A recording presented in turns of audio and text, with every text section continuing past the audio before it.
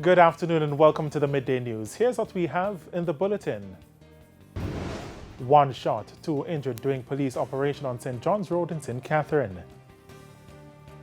Search on for a St. James man following the death of a woman in St. James earlier this week. In sports, Khadija Bunny Shaw nominated for Player of the Month award in the English Women's Super League. I'm Shane Masters. Here are the details. A major security operation is underway at 31 St. John's Road in St. Catherine, following a series of deadly violence over the past few days in the area. As you'll hear in this report, one man has been shot and injured, two others are in police custody, and two handguns have been found. Police vehicles parked at 31 St. John's Road in St. Catherine. Signs of a major operation being conducted by the security forces. Tension has been brewing for some time now as internal gang conflict continued to wreak havoc in the area. Since the start of the police operation early Thursday morning, one man has been shot and injured. Deputy Superintendent with the St. Catherine North Police Division, Paul Bernard, says that the man was shot during an exchange of gunfire with the police. An arrival of the outer garden team in the vicinity of the tire warehouse of the Spanish Town bypass. The team was greeted with gunfire, loud, continuous gunfire. Hence the fire was returned. On conclusion, 2 firearms were recovered in the shrubs, in the bushes, 3 men held, along with a ballistic vest. The injured man was taken to hospital for treatment. 2 other men were taken into custody. Internal gang conflict has resulted in 6 persons being shot, 3 fatally since the start of the month. The police say the violence was triggered by conflict among the One Order, Unruly, Wildlife, and Unity gangs. DSP Bernard says the police will continue their operation to bring an end to crime and violence in the area. We will not relent. We'll be spending the whole day in this place. But we need the rifles. And this mayhem must stop. As I said, we'll be here all day. We need it for the long run. We are trained persons, we are trained persons. We don't matter the high-powered rifle they have. We are well trained. Cody Ann Barrett, TVJ News. The police are searching for a man who they believe can assist in their investigations into the killing of a woman in St. James. Anthony Lugg has the details. A cloud of darkness hangs over the community of Hurlock in St. James following the killing of 20-year-old Christy McBean. She never deserved that. She deserved better. She was found dead at home with a single stab wound to the chest by a relative on Monday. Her 6-month-old daughter was also inside the house, but we're told that she wasn't harmed. Boy, I feel heartbroken, if you know, say. So, man, wicked like that, if you do that to my little cousin, my little 20-year-old cousin. You understand? Yeah, and left her in her house with her baby in there, nearly suffocate the baby, and the baby could have dead. So, why words can't tell you how I feel. Yeah, I tell you, you're rough. It's still not clear how long Miss McBean and the toddler might have been inside the house, but based on the state of her body at the time, it's theorized that she could have been there since Saturday. Her cousin shared their last encounter. The last time me and her talk was Thursday night when she had come from work. Me and her talk down in her party so before we reach so. And me and her talk and me I say, Kitty, say, me like what you do, go and do your thing. And, yeah, because she always go to work and I come in late and everything. And, she have the young baby. I realized that there was actually a killing. So I make some calls and try to investigate what the issue was. And I realized that there was a gruesome hack in this part of the Earlo community, which I was really saddened by the whole issue. I realized that this young lady was a very hard-working person and quiet, easygoing, make no trouble. So I just can't imagine what have led someone to do a gruesome act like this.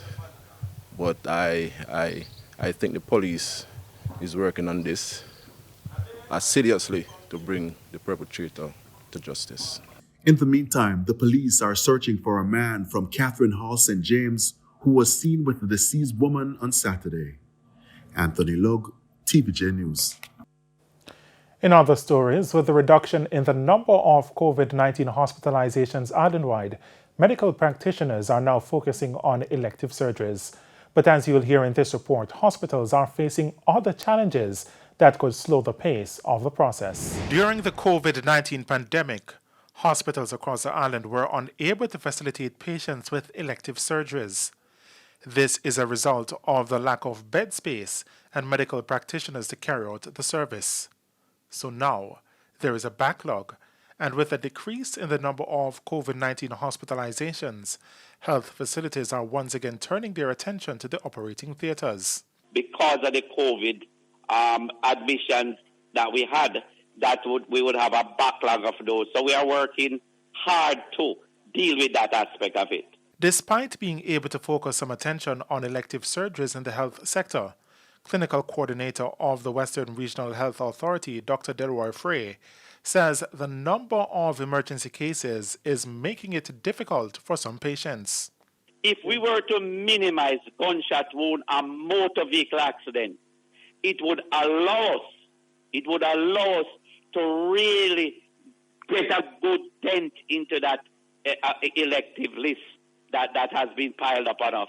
Regional Director of the Southeast Regional Health Authority, Errol Green, says the ripple effect of emergencies such as gunshot wounds and motor vehicle accidents remains a sore point for persons waiting on surgeries. The day before yesterday, one lady was pleading to me. This happened to her like 4 times. She's waiting for over a year for surgery, and quite hopeful, was prepared, being wheeled into the operating theater, and they had to explain to her and tell her, look, I'm sorry, we can't carry out the surgery because we just have a series of gunshot wounds coming, so we have to give those the priority. She was rescheduled to August, and she wasn't pleased, but, unfortunately, that's the way it is. And it's time for a break here on the Midday News. Stay with us. More stories when we return.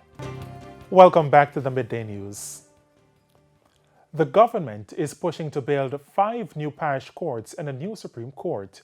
Justice Minister Delroy Chuck told Parliament that he had discussions with the Chief Justice, Finance Minister, and the Development Bank of Jamaica, DBJ. These courts, Manchester, St. Anne, Trelawney, St. James and St. Catherine, that we must do them by PPP, public-private sector partnership. So, Madam Speaker, over the next few months, the DBJ will be putting out the format where the private sector can indicate their interest to build a parish court, and they, at that point, will put a proposal. Mr. Chuck says the ministry is moving to have a paperless system in the courts. It will begin with the digitization of records. The Inter-American Development Bank would like to help us with this, and just to indicate to you, PM, they have invited the Chief Justice, myself and others to visit a European country to see how the paperless system works. Jamaica now has the capacity to conduct more informed climate risk analysis through the Jamaica Systemic Risk Assessment Tool, JSRAT. The platform is expected to improve infrastructure risk assessment as well as to improve investment options for Jamaica. With the aid of a new digital system, the Jamaica Systemic Risk Assessment Tool, JSTRAT, businesses on the island will now have access to integrated infrastructural data to boost development in various sectors to mitigate climate risk. The framework was launched by the PIOJ on Tuesday and is expected to allow policymakers to efficiently allocate funding and resources for infrastructural developments on the island. Already, we have begun to lay the foundation for this more scientific approach, but there is room for improvement. Thus, JSRAT is an important data-driven addition to the analytical toolkit to aid assessment of climate risks, particularly with respect to critical infrastructure, such as water, transport, and energy. The analytical capabilities of JSTRAT will be explored in a 3-day training of stakeholders on how to utilize the platform. There will be a component for general users of the tool that will take place today, and then over the next 3 years, the Tier 2 training will more be geared at stakeholders, the stakeholders from the various MDAs involved in planning and developing mitigation efforts on behalf of the government of Jamaica.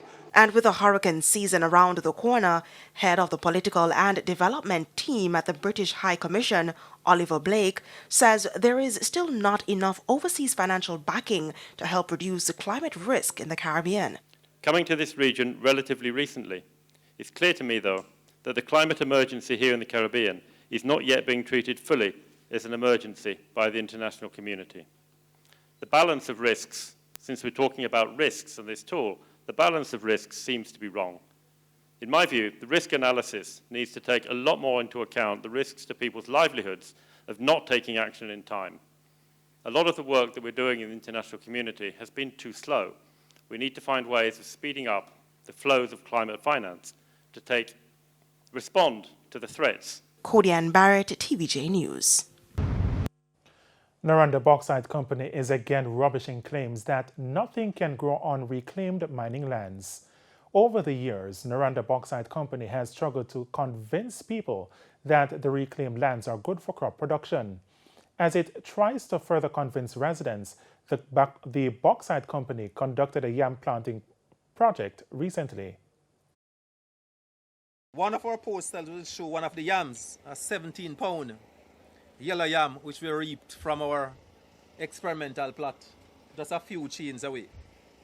We'll also like to take you to view the tree nurse plots, which we have established at the Tri-C community, about 10 minutes away, to see tree planting in progress and to see the progress.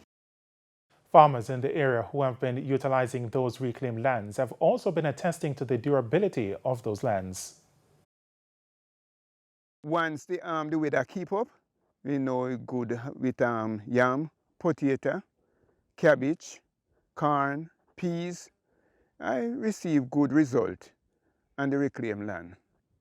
Is that land I'm working on right now, and I have lots of crop me get off of it. Get cabbage where me even can't go brownstone and say it's too big on the reclaimed land.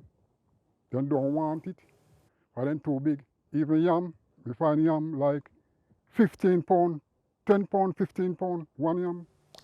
And for a look at what's happening in the economy, here is Cody-Ann Barrett with the Business Minute. The Bank of Jamaica will be restructuring the country's financial systems to adapt to the impact of climate change. This in light of a risk assessment that shows that the impacts of climate change could significantly destabilize Jamaica's financial system. The Bank of Jamaica says in 2021, it collected data to establish if deposit-taking institutions would be able to survive a major hurricane. The results showed that each bank could see capital fall by 3.5%, while securities dealers could record a decline of up to 5.6%. Supreme Ventures Limited has seen an overall growth of 19% in all its revenue segments for the first quarter, which ended March 2022. It also saw profits of $1 billion in just one quarter. Its chairman, Gary Pert, attributes the growth to the discontinuation of lockdowns and curfews. We're excited about the first quarter because the reality is that the full curfew was not done away with until around March. Correct. So you weren't going full guns blazing until March. So we're looking forward to the second quarter. And that's it for the Business Minute. I'm Cody-Ann Barrett. Time now for the top regional and international stories with Sandy Williams. In regional news, Acting Premier of the British Virgin Islands, Dr. Natalia Wheatley, has announced that a national unity government has been proposed as an alternative to direct rule, recommended in the recently released report of the Commission of Inquiry into Corruption by Public Officials in the British Overseas Territory. Under the proposal, the governing Virgin Islands Party would work with the opposition National Democratic Party, as well as the Progressive Virgin Islands Movement, with Wheatley at the helm. The acting premier says this would allow the BVI to implement reform while maintaining an independent government. Dr. Wheatley said the proposal for the National Unity Government will be put forward to Governor John Rankin. He is also recommending changes to the cabinet under his leadership. On the international scene, at least 3 people were hurt after a collapse at a construction site in Boston in the United States. According to officials, police received a report of multiple people trapped at the Edison Power Plant building in South Boston after a floor collapsed on Wednesday. It took about 100 firefighters to free one worker trapped for hours. He has life-threatening injuries. 2 others had already been taken to hospital. Authorities have not identified the victims. There's no word on what led to the collapse. The site was an old coal-fired power plant that operated for more than a century before being decommissioned in 2006. Construction is underway to develop the property into retail, housing, and commercial space. And those were the top regional and international stories. I'm Sandy Williams. And we head to a quick break. When we come back, Simon Preston will have your Midday Sports report. Welcome back. It's now time for Midday Sports. I'm Simon Preston. Reggae Girls and Manchester City striker Khadija Bunny Shaw has been nominated for the Player of the Month award for April in the English Women's Super League. The 25-year-old has been nominated after tallying 5 goals in 3 appearances last month. Manchester City also picked up 9 points in that spell, which has seen the club rise to 3rd in the table. If City remains in the top 3, then they'll qualify for the UEFA Women's Champions League next season. Shaw has scored 15 goals in 25 appearances in all competitions since joining City last summer. She has a deal with Manchester City until the summer of 2024. Reggae boy Mikel Antonio and West Ham United will be looking to overturn a 2-1 deficit in the second leg of the semi-finals of the UEFA Europa League against Eintracht Frankfurt in Germany this afternoon. Kick-off is at 2 o'clock Jamaica time. In the other second-legged semi-final, Reggae boy Kemar Roof and Rangers FC will host RB Leipzig. Leipzig leads 1-0 from the first leg. That match also kicks off at 2 o'clock. The final is slated for May 18 in Spain. Veteran Reggae Boys defender Adrian Mariappa has been nominated for the Australian A-League Player of the Season award. The 35-year-old has scored 3 goals and tallied 3 assists in 18 appearances since joining MacArthur FC last year. MacArthur FC are currently 7th in the league on 32 points and are hunting for a top 6 finish to try to secure qualification to the Asian Champions League next season. Mariappa became Jamaica's highest-ranked English-born reggae boy in their 2-1 victory over Honduras in March. Mariappa, who now has 63 appearances, overtook Dion Burton, who ended on 62. To cricket we go now, as the Surrey Kings and Surrey Royals will contest the final of the inaugural JCA T10 cricket competition at Sabina Park today. Both teams were first and second in the preliminary round. That match bowls off at 1:30. On Wednesday, the Middlesex Titans finished 3rd after a 13-run win over the Middlesex United Stars in the 3rd place playoff. Fresh off of qualifying for back-to-back Rugby 7 World Cups, Jamaica's Rugby 7's team have moved up 4 places in the May edition of the World Rugby Rankings from 24th to 20th in the world. 20th is the Crocs' highest ranking in Rugby 7s. The Crocs rose from 24th to 20th after securing 4 wins at the recently concluded Rugby America's North 7s Championship in the Bahamas, where they finished 2nd. By virtue of finishing runner-up, the Crocs qualified for the Commonwealth Games in Birmingham, England in July, and the Rugby 7's World Cup, which is slated for South Africa in September. And that is where we'll leave the scrum for now. For your Midday Sports Report, I'm Simon Preston. It's over to you, my friend.